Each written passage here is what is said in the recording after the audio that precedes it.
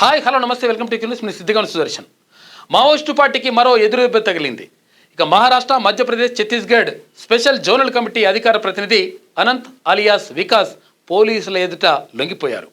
10 మంది మావోయిస్టులతో కలిసి ఆయన మహారాష్ట్రలోని గోండియా జిల్లా దారేక్షా పోలీస్ స్టేషన్లో లొంగిపోయారు. 5 రాష్ట్రాల్లో ఆయనపై ₹1 కోటి రివార్డు ఉంది. లొంగిపోయిన వారిలో 5 మహిళా మావోయిస్టులు ఉన్నారు. జనవరి 1న లొంగిపోయేందుకు సిద్ధంగా ఉన్నామని తాజాగా అనంత్ ఒక లేఖను విడుదల చేశారు. ఆ లేఖ విడుదల చేసిన 24 గంటలు తిరగక ముందే ఆయన పోలీసులను లొంగిపోవడం గమనార్హం.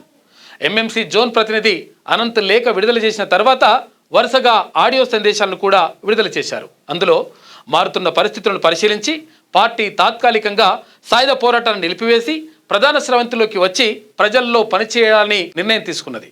ఈ నిర్ణయం ప్రకారం సోను దాదా, సతీష్ దాదా, చంద్రన్నతో పాటు మరెందరో సహచరులు ఆయుధాలను వదిలి ప్రభుత్వం కల్పిస్తున్న పునరావాస పథకాన్ని అంగీకరించారు. అందుకే ఇది లొంగిపోవడం కాదు, ఇది విప్లవానికి ప్రజలకు ద్రోహం చేయడం అసలు ఏమాత్రమూ కాదు.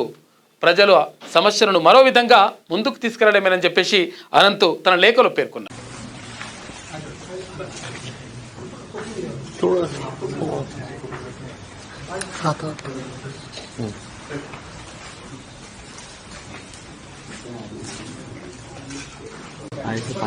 సాయుధ పోరాటాన్ని కొనసాగించడానికి పరిస్థితులు అనుకూలంగా లేవు.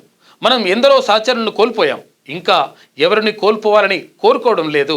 అందుకే మీరు ఎక్కడున్నా సాయుధ పోరాటాన్ని తాత్కాలికంగా నిలిపివేయాలనే నిర్ణయానికి వెంటనే రావాలి.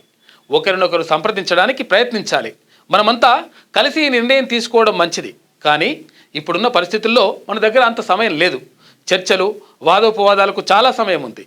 ముందుగా మనం అందరం బతికి బయటపడాలి. ఈ క్లిష్ట సమయంలో సహనం కోల్పోవద్దు. ప్రతి ఒక్కరూ ఒంటరిగా లొంగిపోవద్దు. మనందరం కలిసి చేస్తున్న పని ఇది అంటూ ముగించారు అనంత్. లేటెస్ట్ న్యూస్ తెలుగు మరియు ఇంగ్లీష్ అప్డేట్స్ కోసం ఇప్పుడే క్యూన్యూస్ అఫీషియల్ యాప్ ని ప్లే స్టోర్ నుండి డౌన్లోడ్ చేసుకోండి. సరికొత్త సమాచారాల కోసం క్యూన్యూస్ వెబ్సైట్ ని ఫాలో అవ్వండి. ఛానల్లో ప్రాంతీయ, జాతీయ, అంతర్జాతీయ వార్తలు వీక్షించండి. లైక్ చేయండి,